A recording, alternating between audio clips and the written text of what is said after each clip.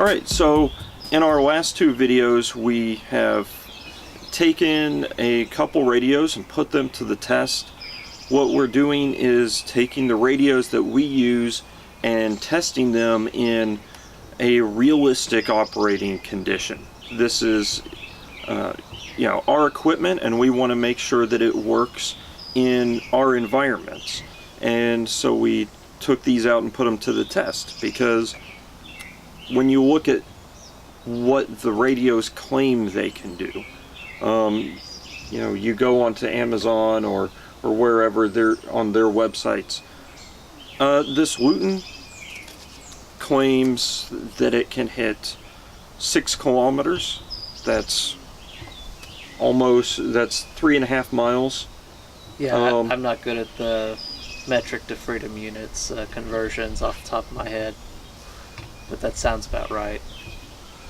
And the Baofeng 888S claims that it can hit a 5K, which is pretty much what 3 miles. Yeah, pretty much what my sister-in-law does for a run. So, what's that look like when it's not the most favorable conditions that you can have, which is the conditions that these were tested under in order to get those numbers? So, in our other two videos, we took them out and tested them. What we got is both of these about 1/3 of a mile. The difference was 100 feet or so. Why did we pick these radios? These radios are dirt cheap, and they are stupid simple to use. I mean, if you are planning communications for a group of people, then having a bunch of these to give out to people who have no knowledge of how to operate or maintain radios is a great idea for them, because you can program 16 channels on both of these for them. You can buy these in bulk, and you're not breaking the bank to do so. Yeah, a lot of people say, well, why not use a Baofeng UV5R? That's a great radio if you're a radio person. But the slight cost difference, they are more expensive. It's not a ridiculous amount. If I'm just buying one radio and it's for me and I'm going to take the time to learn how to use it, I will go with the UV5R. But if I'm going to buy 10 radios and use those to hand out to people who have never worked amateur radios before, then something like this that's really more of a walkie-talkie is going to be the best thing to go, and that $15 adds up. So basically, we like these for people who don't know radios because they are roided out walkie-talkies, and that is the gist of what they are in their entirety. Yeah, absolutely. Most off-the-shelf walkie-talkies aren't going to be able to hit a mile even under very favorable conditions. I would venture to guess that they don't push past a watt, if even that. So the Baofeng 888S is about half a pound and has a 1500 milliamp hour battery. It can hit the range of 400 to 470 megahertz, so anything in the ultra high frequency range, which includes FRS and MERS and GMRS frequencies. Yeah, the Luiton has the exact same frequency range. It has a slightly larger battery. It's 1800 milliamp battery, also lithium ion, and because of that, it is a little bit heavier because it's got a denser battery. The differences between these two, we've got the built-in antenna. It's nice that it's a small antenna, but that is kind of a restriction. The Baofeng has a removable antenna. There's a lot you can do with that beyond just putting on a larger or longer antenna. So if you're a more advanced radio user, you can do some other things with that. The channel knob on here, This uses buttons to change channels. And this has an actual knob for changing channels. And that is on the top next to the volume. Which makes it really good for blind operations where it's in a pocket, it's attached to your belt, attached to a backpack, or what have you. Then we've also got the belt clip. I love this belt clip. Does not require a screwdriver, does not require little tiny screws that I stripped one of the screws. Almost. Had I done that, he would have gotten a whack on the head and he would have been made fun of incessantly for it. well, more importantly than that, it would have made the entire belt clip unusable. Yes. They didn't send spares. They're very soft.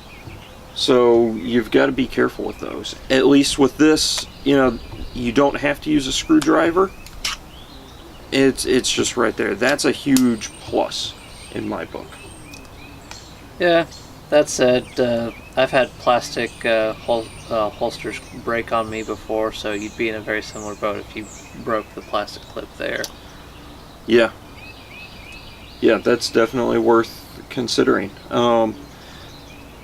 The form factor, this is thinner. Other than that, these are about the same size.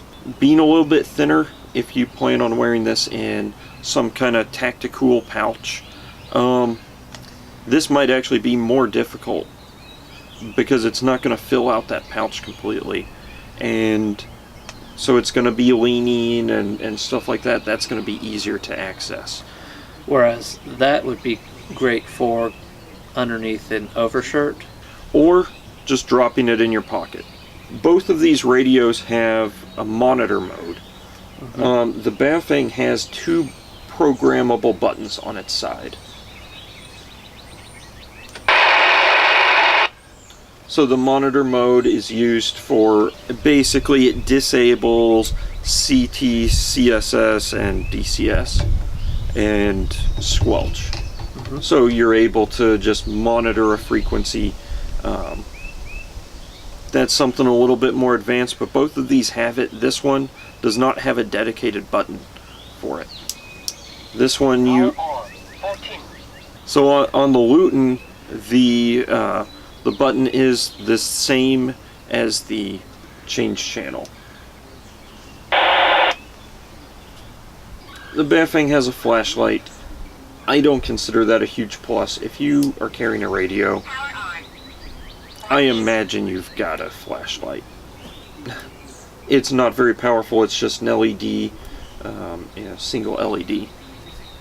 Yeah, we never did actually program these up with the software that came with them. We used Chirp. We'll be putting up a tutorial on how to use Chirp to program up these radios. I would not recommend trying to use the programming that comes on these. No. So, of these 2 radios, which do you prefer? This one that I'm holding right here, the Baofeng 888S.